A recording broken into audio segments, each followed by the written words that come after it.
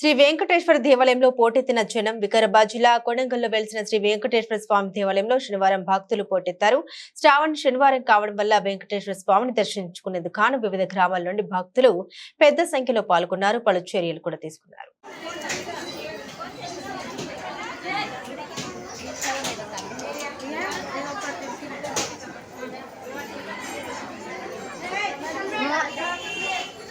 నేను